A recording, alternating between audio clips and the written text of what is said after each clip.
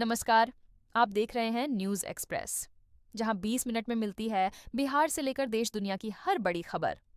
शुरुआत से पहले कमेंट में जरूर बताइए, अगर आप एक दिन के लिए मुख्यमंत्री बने तो सबसे पहला फैसला क्या लेंगे। पटना में 115 करोड़ की लागत से बनी सड़क। नेहरू पथ से जेपी गंगा पथ जाना होगा आसान। पटना में मंदिरी नाले पर बनी 115 करोड़ की लागत वाली सड़क का उद्घाटन सोमवार को भाजपा के राष्ट्रीय अध्यक्ष नितिन नवीन और मुख्यमंत्री सम्राट चौधरी करेंगे। यह परियोजना बांकीपुर क्षेत्र के नागरिकों के लिए नई कनेक्टिविटी लेकर आई है। अब नेहरू पथ से जेपी गंगा पथ, अशोक राजपथ, डबल डेकर और पीएमसीएच तक पहुंचना आसान होगा। इस सड़क के निर्माण से वार्ड संख्या 25, 26 और 27 समेत उत्तर बिहार जाने वाले लाखों लोगों को सुगम संपर्कता मिलेगी। नेहरू पथ पर लगने वाले जाम और ट्रैफिक दबाव में भी कमी आएगी। नितिन नवीन ने कहा कि यह उनके पिता नवीन किशोर सिन्हा का सपना था, जिसे अब पूरा किया जा रहा है। पटना स्मार्ट सिटी लिमिटेड द्वारा जीर्णोद्धार किए गए इस पथ की लंबाई 1289 मीटर है और इसकी प्रशासनिक स्वीकृति 115.08 करोड़ रुपए की है। अपनी मर्जी से हटा लें अतिक्रमण, नहीं तो। राजस्व मंत्री की चेतावनी। राजस्व एवं भूमि सुधार मंत्री डॉक्टर दिलीप कुमार जायसवाल ने अतिक्रमणकारियों को सख्त चेतावनी दी है। उन्होंने कहा कि सरकारी जमीन पर मकान दुकान बनाने वाले लोग अपनी मर्जी से हट जाएं, ताकि सरकार उस जमीन का लोक कल्याण के लिए उपयोग कर सके। उन्होंने साफ कहा कि यदि लोग स्वेच्छा से जमीन नहीं छोड़ते हैं तो सरकार बहुत सख्त कार्रवाई करेगी और अतिक्रमणकारियों को भारी नुकसान उठाना पड़ेगा। पत्रकारों से बातचीत में मंत्री ने कहा कि विभाग की समस्याओं से वे परिचित हैं और निश्चित समय सीमा में जमीन से जुड़े विवादों का निबटारा किया जाएगा। उन्होंने भ्रष्टाचार को भी बड़ी समस्या बताते हुए इसे निर्मूल करने का प्रयास करने की बात कही। बिहार के 8 जिलों में आंधी पानी का रेड अलर्ट, ओले गिरने के आसार। मौसम विज्ञान केंद्र पटना ने चेतावनी जारी की है कि अगले 4-5 दिनों तक राज्य के अलग अलग हिस्सों में मेघ गर्जन के साथ आंधी पानी की स्थिति बनी रहेगी। बंगाल की खाड़ी में कम दबाव का क्षेत्र और पूर्वी बिहार में चक्रवाती परिसंचरण के कारण मौसम में बदलाव हो रहा है। रविवार को उत्तर बिहार के मौसम का मिजाज बिगड़ने की संभावना है। ग्याजी, जमुई, जहानाबाद, नवादा, बांका, मुंगेर, लखीसराय और शेखपुरा जिलों के लिए रेड अलर्ट जारी किया गया है। इन जिलों में 60 से 70 किलोमीटर प्रति घंटा की रफ्तार से आंधी पानी और ओलावृष्टि की संभावना है। बीते 24 घंटों में समस्तीपुर में 51.6 मिलीमीटर सर्वाधिक वर्षा दर्ज की गई। पटना सहित कई जिलों में तापमान में गिरावट आई है और लोगों को लू से राहत मिली है। बिहार में अब छोटू सिलेंडर की ऑनलाइन बुकिंग, एजेंसी में नहीं लगानी पड़ेगी लाइन। घरेलू रसोई गैस उपभोक्ताओं की सुविधा को ध्यान में रखते हुए तेल कंपनियों ने बड़ा कदम उठाया है। अब 5 किलो वाले छोटू सिलेंडर की बुकिंग ऑनलाइन शुरू कर दी गई है। उपभोक्ताओं को एजेंसी के चक्कर लगाने की जरूरत नहीं होगी और वे घर बैठे मोबाइल ऐप, वेबसाइट, व्हाट्सएप और कॉल सेंटर के माध्यम से सिलेंडर बुक कर सकेंगे। विशेषज्ञों का कहना है कि छोटू सिलेंडर छोटे परिवारों, किराएदारों, छात्रों, मजदूरों और अस्थायी रूप से रहने वाले लोगों के लिए बेहद उपयोगी है। कम वजन होने के कारण इसे ले जाना आसान है और मांग लगातार बढ़ रही है। गैस एजेंसियों का कहना है कि डिजिटल सुविधा से सेवा पारदर्शी और तेज हो गई है। आने वाले दिनों में होम डिलीवरी व्यवस्था को और मजबूत किया जाएगा ताकि उपभोक्ताओं को पूरी सुविधा मिल सके। सुल्तानगंज गोलीकांड पर सम्राट चौधरी सख्त। अपराधियों का होगा स्पीडी ट्रायल, दिलाई जाएगी कड़ी सजा। सुल्तानगंज नगर परिषद कार्यालय में 28 अप्रैल को हुई गोलीबारी की घटना को लेकर बिहार सरकार ने सख्त रुख अपनाया है। इस हमले में नगर परिषद सभापति राजकुमार गुड्डू गंभीर रूप से घायल हुए थे और इलाज के दौरान उनकी मौत हो गई थी। मुख्यमंत्री सम्राट चौधरी ने कहा कि इस मामले में शामिल अपराधियों के खिलाफ स्पीडी ट्रायल चलाया जाएगा और दोषियों को कठोर सजा दिलाई जाएगी। उन्होंने पुलिस महानिदेशक को विशेष निर्देश दिए हैं कि जांच और न्यायिक प्रक्रिया तेजी से पूरी हो। मुख्यमंत्री ने राजकुमार गुड्डू के निधन पर गहरा शोक व्यक्त किया और कहा कि वे मिलनसार और लोकप्रिय नेता थे। उनके निधन से राजनीतिक और सामाजिक क्षेत्र में अपूरणीय क्षति हुई है। सरकार इस मामले को कानून व्यवस्था से जुड़े संवेदनशील केस के रूप में देख रही है और पीड़ित परिवार को न्याय दिलाने के लिए प्रतिबद्ध है। रोजगार मांगो तो लाठी मिलती है। TRE-4 छात्रों के समर्थन में उतरे राहुल गांधी। बीजेपी पर साधा निशाना पटना में TRE-4 शिक्षक भर्ती विज्ञापन जारी करने की मांग को लेकर छात्रों के प्रदर्शन पर हुई पुलिस कार्रवाई ने सियासत को गरमा दिया है। प्रदर्शनकारियों पर लाठीचार्ज के बाद कांग्रेस सांसद राहुल गांधी ने भाजपा सरकार पर तीखा हमला बोला। राहुल गांधी ने अपने एक्स हैंडल पर घटना का वीडियो साझा करते हुए लिखा कि शांतिपूर्ण प्रदर्शन कर रहे छात्रों पर बेरहमी से लाठीचार्ज किया गया। उन्होंने कहा कि देश में बेरोजगारी सबसे बड़ी समस्या है और इसका सबसे अधिक असर बिहार और उत्तर प्रदेश के युवाओं पर पड़ रहा है। उन्होंने आरोप लगाया कि सरकार युवाओं की समस्याओं के प्रति गंभीर नहीं है। लाखों युवा डिग्री और योग्यता होने के बावजूद रोजगार के लिए भटक रहे हैं, लेकिन जब वे नौकरी मांगने सड़कों पर उतरते हैं तो उन्हें लाठियां मिलती हैं। राहुल गांधी ने दावा किया कि कांग्रेस युवाओं के साथ खड़ी है।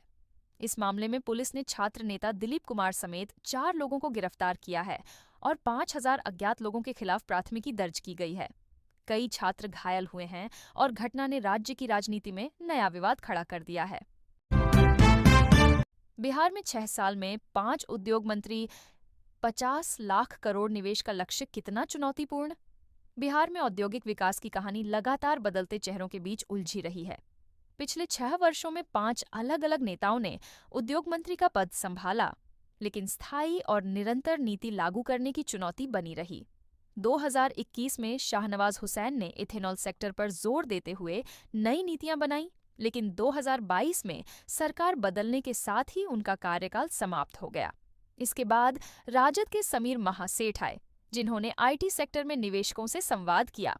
2024 में नीतीश मिश्रा ने बड़े आयोजनों के जरिए निवेशकों को आकर्षित करने की कोशिश की। फिर 2025 में NDA सरकार बनने पर डॉक्टर दिलीप जायसवाल को जिम्मेदारी मिली, लेकिन जल्द ही सम्राट चौधरी के नेतृत्व में मंत्रिमंडल विस्तार हुआ और श्रेयसी सिंह को उद्योग मंत्री बनाया गया। सरकार ने अगले 5 वर्षों में 50 लाख करोड़ निवेश का लक्ष्य तय किया है। पटना में आधे घंटे की बारिश ने मचाई तबाही। अस्पताल समेत कई इलाकों में भरा पानी। पटना नगर निगम ने दावा किया था कि मानसून से पहले नालों की उड़ाही कर ली गई है और जल निकासी की समस्या नहीं होगी, लेकिन शुक्रवार शाम तेज हवा के साथ हुई महज आधे घंटे की बारिश ने इन दावों की पोल खोल दी। नालंदा मेडिकल कॉलेज अस्पताल परिसर से लेकर अशोक राजपथ, सईदपुर नहर रोड, गुरु गोविंद सिंह पथ और सुदर्शन पथ के आसपास के इलाके पानी में डूब गए। अस्पताल के इमरजेंसी, शिशु रोग, प्रसूति और नेत्र विभाग तक में पानी भर गया, जिससे मरीजों और डॉक्टरों को भारी परेशानी हुई। तेज हवा से दीवान मोहल्ला में बरगद का विशाल पेड़ मंदिर पर गिर गया। कई जगह बिजली के तार टूट गए और आपूर्ति बाधित हो गई। कुम्हरा रोड पर रेलवे लाइन के पास लगा होर्डिंग का ढांचा गिरने से सड़क पर आवागमन रुक गया। ये घटना दिखाती है कि मानसून से पहले ही शहर की तैयारी अधूरी है और नागरिकों को जलजमाव व अव्यवस्था का सामना करना पड़ रहा है। बिहार में नए मंत्रियों ने संभाला कार्यभार। किसी का लक्ष्य 1 करोड़ रोजगार तो किसी का एजेंडा अश्लील गानों पर रोक। सम्राट चौधरी के मंत्रिमंडल विस्तार के बाद शुक्रवार को कई नए मंत्रियों ने अपने अपने विभागों का कार्यभार संभाला। उद्योग मंत्री श्रेयसी सिंह ने कहा कि निवेशकों के लिए अनुकूल और पारदर्शी वातावरण तैयार करना उनकी प्राथमिकता होगी। विभागीय सचिव ने उन्हें योजनाओं और प्रगति की विस्तृत जानकारी दी।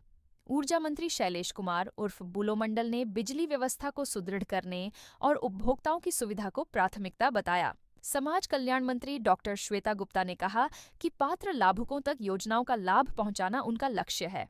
शिक्षा मंत्री मिथिलेश तिवारी ने विभाग में सशक्त सिंगल विंडो सिस्टम विकसित करने और शिक्षकों की समस्याओं का त्वरित समाधान सुनिश्चित करने का निर्देश दिया। स्वास्थ्य मंत्री निशांत कुमार ने मुफ्त और बेहतर इलाज पर जोर दिया और कहा कि पिछले 20 वर्षों में स्वास्थ्य सेवाओं में सुधार हुआ है, जिसे और तेज गति से आगे बढ़ाया जाएगा। वहीं युवा, रोजगार एवं कौशल विकास मंत्री अरुण शंकर प्रसाद ने कहा कि उनका लक्ष्य 1 करोड़ युवाओं को रोजगार से जोड़ना है। भागलपुर में गरजे पुष्पेंद्र कुलश्रेष्ठ। सुधांशु त्रिवेदी को बताया बेबाक और ज्ञानी वक्ता। हिंदुओं से कहा अध्ययन करें। देश के प्रख्यात वक्ता पुष्पेंद्र कुलश्रेष्ठ 9 मई को भागलपुर पहुंचे। आगमन से पहले उन्होंने देवघर में बाबा वैद्यनाथ की पूजा अर्चना की और फिर सड़क मार्ग से भागलपुर आए। उनके आगमन से शहर में वैचारिक हलचल तेज हो गई है। रविवार को टाउन हॉल में राष्ट्रवाद संगोष्ठी का आयोजन होगा, जिसमें वे मुख्य वक्ता होंगे। शनिवार को शहर के एक होटल में प्रबुद्ध जनों के साथ परिचर्चा के दौरान उन्होंने भाजपा नेता सुधांशु त्रिवेदी की सराहना की। कहा कि त्रिवेदी अपने विचारों को तथ्यों और तर्कों के आधार पर रखते हैं और उनके वक्तव्यों में अध्ययन की स्पष्ट झलक मिलती है। कुलश्रेष्ठ ने समाज से आग्रह किया कि अध्ययन और शोध को महत्व दें, क्योंकि बिना जानकारी के निष्कर्ष निकालना भ्रम पैदा करता है। उन्होंने कहा कि संवाद और विचार विमर्श जरूरी है, लेकिन यह तथ्यों और अध्ययन पर आधारित होना चाहिए। भागलपुर में मौसम का डबल अटैक। दिन में गर्मी उमस, रात में तेज बारिश। भागलपुर में इन दिनों मौसम का मिजाज लगातार बदल रहा है। दिन में तेज धूप और उमस लोगों को परेशान करती है, जबकि रात होते ही मौसम अचानक करवट लेता है। शनिवार देर रात करीब 11 बजे तेज हवा और बिजली चमकने के साथ झमाझम बारिश हुई। बारिश के बाद तापमान गिरा और लोगों ने राहत महसूस की। मौसम विभाग के अनुसार शनिवार को अधिकतम तापमान 33.6 डिग्री और न्यूनतम 21.2 डिग्री सेल्सियस दर्ज किया गया। वैज्ञानिकों ने बताया कि वर्तमान में 3 प्रमुख मौसमी तंत्र सक्रिय हैं: छत्तीसगढ़ से गुजरती ट्रफ लाइन, ओडिशा छत्तीसगढ़ क्षेत्र और पूर्वी बिहार के ऊपर बना अपर एयर साइक्लोनिक सर्कुलेशन तथा 1.5 से 4.5 किलोमीटर ऊंचाई तक सक्रिय चक्रवाती परिसंचरण। इन तीनों के संयुक्त प्रभाव से बंगाल की खाड़ी से लगातार नमी खिंच रही है। मौसम विभाग ने चेतावनी दी है कि आने वाले दिनों में भी रुक रुक कर बारिश होगी और कई जिलों में तेज हवा व वज्रपात की स्थिति बन सकती है। भागलपुर के बरारी घाट पर शुरू हुई जीविका दीदी की रसोई 50 रुपये में भरपेट भोजन। विक्रमशिला सेतु मार्ग बाधित होने के बाद भागलपुर नवगछिया आवागमन को सुगम बनाने के लिए प्रशासन ने वैकल्पिक व्यवस्था मजबूत की है। जिलाधिकारी डॉक्टर नवल किशोर चौधरी के निर्देश पर बरारी घाट पर जीविका दीदी की सामुदायिक रसोई शुरू की गई है। यहाँ यात्रियों को मात्र 50 रुपये में भरपेट भोजन मिल रहा है। घाट पर पहले से ही निःशुल्क नाव सेवा संचालित हो रही है। अब किसानों और छोटे व्यवसायियों की सुविधा के लिए सब्जी, केला और दूध जैसे कृषि उत्पादों की ढुलाई हेतु 2 बड़ी नावों की मुफ्त व्यवस्था की गई है। सुबह 5 बजे और 5:30 बजे विशेष नाव परिचालन शुरू किया गया है, ताकि किसान समय पर बाजार पहुंच सकें। बरारी घाट से नवगछिया बाजार तक सामान भेजने के लिए 2 नावें अलग से चल रही हैं। यात्रियों के लिए किराया 50 रुपये और बच्चों के लिए 25 रुपये तय किया गया है। बाइक, साइकिल और अन्य वाहनों के लिए भी अलग अलग दरें निर्धारित हैं। घाटों पर एम्बुलेंस, पेयजल, शौचालय, नियंत्रण कक्ष और प्रकाश व्यवस्था की सुविधा दी गई है। सुरक्षा कारणों से शाम 5 बजे के बाद नाव परिचालन रोक दिया जाता है, ताकि अंधेरे में किसी हादसे की स्थिति में राहत कार्य प्रभावित न हो। मुजफ्फरपुर के साहेबगंज में 1 लाख रुपए के साथ शराब धंधेबाज गिरफ्तार। अंतरजिला सिंडिकेट से जुड़े तार। मुजफ्फरपुर जिले के साहेबगंज थाना क्षेत्र में पुलिस ने शराब कारोबार से जुड़े एक बड़े धंधेबाज को गिरफ्तार किया है। गुप्त सूचना पर हुई कार्रवाई में उसके पास से 1 लाख रुपए नकद और 2 मोबाइल बरामद किए गए। पूछताछ में उसकी पहचान पूर्वी चंपारण के तुरकौलिया निवासी सुनील प्रसाद के रूप में हुई। पुलिस जांच में सामने आया कि सुनील प्रसाद का तार अंतरजिला शराब सिंडिकेट से जुड़ा है। उसके मोबाइल से कई अन्य धंधेबाजों के नंबर मिले हैं और पुलिस टीम उनकी तलाश में छापेमारी कर रही है। एसएसपी कांतेश कुमार मिश्रा के निर्देशन में जिले भर में सघन वाहन जांच और विशेष अभियान चल रहा है। इससे पहले भी साहिबगंज थाना पुलिस ने 91 लीटर अंग्रेजी शराब, बाइक और कार जब्त की थी और 2 धंधेबाजों को गिरफ्तार किया था। सुनील प्रसाद का पुराना आपराधिक रिकॉर्ड है। उसके खिलाफ गोपालगंज और मोतिहारी में भी मामले दर्ज हैं। पुलिस का कहना है कि उसकी निशानदेही पर कई और तस्करों की संलिप्तता सामने आ रही है। ऐब मुजफ्फरपुर के बेला मोड़ पर जलजमाव से भड़के लोग, सड़क जाम कर किया प्रदर्शन। बेला मोड़ के पास लंबे समय से बनी जलजमाव की समस्या को लेकर रविवार को स्थानीय लोगों का गुस्सा फूट पड़ा। आक्रोशित लोगों ने कन्हौली मुशहरी मेन रोड को जाम कर दिया और सड़क पर टायर जलाकर विरोध जताया। विधायक और सरकार के खिलाफ जमकर नारेबाजी की गई। लोगों का कहना है कि वर्षों से जल निकासी की व्यवस्था नहीं है। हल्की बारिश के बाद भी सड़क पर पानी जमा हो जाता है, जिससे राहगीरों और वाहन चालकों को भारी परेशानी होती है। प्रशासन और जनप्रतिनिधियों से शिकायत के बावजूद स्थायी समाधान नहीं हुआ। जाम के कारण दोनों ओर वाहनों की लंबी कतार लग गई। कई एम्बुलेंस भी फंस गईं, लेकिन स्थानीय लोगों ने रास्ता खाली कर उन्हें सुरक्षित निकलवाया। प्रदर्शनकारियों ने चेतावनी दी कि यदि जल्द जल निकासी और सड़क मरम्मत की व्यवस्था नहीं की गई तो आंदोलन और उग्र होगा। विदेश में नौकरी का मौका। इजरायल में होम बेस्ड केयरगिवर की भर्ती, मिलेगा करीब 2 लाख रुपए महीना। वेतन युवा रोजगार एवं कौशल विकास विभाग के अंतर्गत राज्य समुद्र पार नियोजन ब्यूरो, पटना ने इजरायल में नौकरी के लिए आवेदन आमंत्रित किए हैं। प्रभारी जिला नियोजन पदाधिकारी प्रणव प्रतीक ने बताया कि इच्छुक अभ्यर्थी 24 मई तक जिला नियोजनालय में आवेदन जमा कर सकते हैं। यह भर्ती होम बेस्ड केयरगिवर पद के लिए होगी। चयनित अभ्यर्थियों को कंपनी की ओर से लगभग 1,99,770 रुपये प्रतिमाह वेतन मिलेगा। साथ ही वीजा, वर्क परमिट, आवास, भोजन, बिजली और पानी जैसी सुविधाएं भी दी जाएंगी। आवेदन के लिए मैट्रिक उत्तीर्ण होना जरूरी है। अंग्रेजी भाषा का ज्ञान और कम से कम 990 घंटे का केयरगिवर प्रशिक्षण प्रमाण पत्र अनिवार्य है। GDA, ANM, GNM, BSSC nursing या पोस्ट BSSC नर्सिंग वाले भी आवेदन कर सकते हैं। पासपोर्ट की वैधता कम से कम 3 वर्ष होनी चाहिए और आयु सीमा 25 से 45 वर्ष तय की गई है। अभ्यर्थियों का चयन साक्षात्कार के माध्यम से होगा। बेगूसराय में सरकारी विद्यालयों की जमीन पर अतिक्रमण। शिक्षा विभाग सख्त, प्रिंसिपल से मांगी रिपोर्ट। बेगूसराय जिले के वीरपुर प्रखंड में सरकारी विद्यालयों की भूमि पर अतिक्रमण को लेकर शिक्षा विभाग ने सख्त रुख अपनाया है। प्रभारी प्रखंड शिक्षा पदाधिकारी राम उदय महतो ने सभी सरकारी विद्यालयों के प्रधानाध्यापकों को निर्देश दिया है कि 3 दिनों के भीतर विस्तृत रिपोर्ट दें। रिपोर्ट में अतिक्रमणकारी का नाम, पता, मोबाइल नंबर और अतिक्रमण की अवधि की जानकारी देना अनिवार्य होगा। BO ने कहा कि प्रधानाध्यापक अपने स्तर पर अतिक्रमण हटाने का प्रयास करें। यदि सूचना नहीं दी गई तो इसे तथ्य छिपाना और मिलीभगत माना जाएगा। ऐसी स्थिति में संबंधित प्रधानाध्यापक पर विभागीय कार्रवाई होगी। विभाग ने स्पष्ट किया कि विद्यालय की भूमि सरकारी संपत्ति है और उसका संरक्षण विद्यालय प्रशासन की जिम्मेदारी है। इस निर्देश के बाद प्रधानाध्यापकों में हलचल तेज हो गई है। घर में जल रहे सिर्फ 2 बल्ब, बिल आया 2.25 लाख रुपए। बेगूसराय में बिजली विभाग पर लापरवाही का आरोप।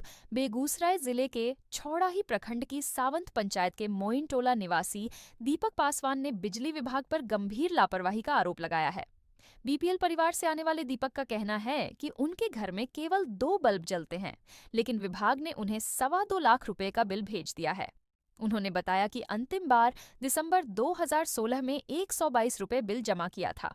इसके बाद जनवरी 2017 में अचानक 23,000 रुपए का बिल भेजा गया। उन्होंने मंझौल कार्यालय में आवेदन देकर सुधार की मांग की, लेकिन कोई कार्रवाई नहीं हुई। समय के साथ बकाया राशि बढ़ती गई और अक्टूबर 2023 में विभाग ने 1,45,000 रुपए का नया बिल भेज दिया। अब जुर्माना और अन्य शुल्क जोड़कर राशि 2.25 लाख रुपए तक पहुंच गई है।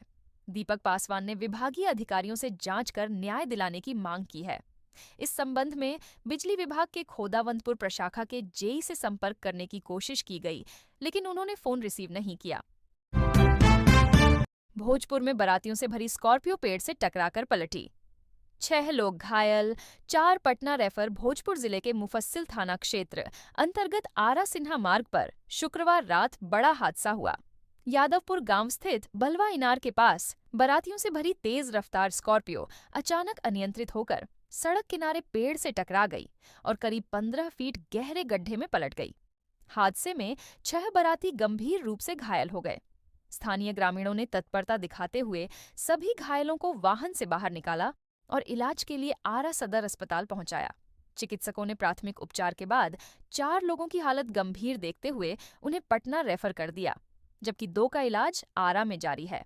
घायलों में धर्मवीर कुमार, शत्रुघ्न यादव, नीरज यादव, विकास यादव, सुनील यादव और चंदन कुमार शामिल हैं। दरभंगा में आज भी बांस की चचरी पुल पर टिकी जिंदगी। पक्के पुल का इंतजार जारी। दरभंगा जिले के केवटी प्रखंड में विकास की तस्वीर अधूरी है। यहाँ बागमती नदी पर आज भी ग्रामीण बांस की चचरी पुल के सहारे जिंदगी गुजारने को मजबूर हैं। बाजितपुर और टेकटार गांव के बीच हर साल ग्रामीण अपने खर्च पर सैकड़ों बांस से पुल बनाते हैं। बाढ़ या जलस्तर बढ़ते ही यह अस्थायी पुल बह जाता है और गांवों का संपर्क टूट जाता है। बच्चों की पढ़ाई, मरीजों का इलाज और बाजार से जुड़ाव सब ठप पड़ जाता है। तब नाव ही मजबूरी बन जाती है। ग्रामीणों का कहना है कि वर्षों से पक्के पुल की मांग की जा रही है, लेकिन जनप्रतिनिधियों की उदासीनता के कारण हालात नहीं बदले। हर साल करीब 50 से 60 हजार रुपए खर्च कर ग्रामीण खुद पुल बनाते हैं। पूर्व पंचायत समिति सदस्य राम प्रकाश शाह ने सरकार से शीघ्र पक्का पुल बनाने की मांग की है। यह पुल दर्जन भर गांवों को कमतौल बाजार, रेलवे स्टेशन और SH75 से जोड़ता है। इन जहानाबाद में विद्यालय में मछली मटन पार्टी। वीडियो वायरल, विभाग ने भेजा नोटिस। जहानाबाद जिले के रत्नी प्रखंड स्थित नेहालपुर +2 विद्यालय का एक वीडियो सोशल मीडिया पर वायरल होने के बाद शिक्षा विभाग में हड़कंप मच गया है। वीडियो में विद्यालय के लैब के अंदर शिक्षक मछली और मटन पार्टी करते दिखाई दे रहे हैं। लोगों ने इसे विद्यालय की गरिमा के खिलाफ बताया और कहा कि शिक्षा का केंद्र इस तरह की गतिविधियों से कलंकित हो रहा है।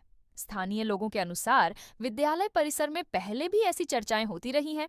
विद्यालय के प्रभारी जिया उल हक ने सफाई देते हुए कहा कि गांव में आयोजित एक जन्मदिन समारोह का भोजन कुछ लोग विद्यालय में लेकर आए थे और वहीं बैठकर खा रहे थे।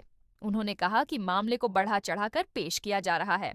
जिला शिक्षा पदाधिकारी सरस्वती कुमारी ने कहा कि वायरल वीडियो की जांच कराई जा रही है और शामिल शिक्षकों से स्पष्टीकरण मांगा गया है।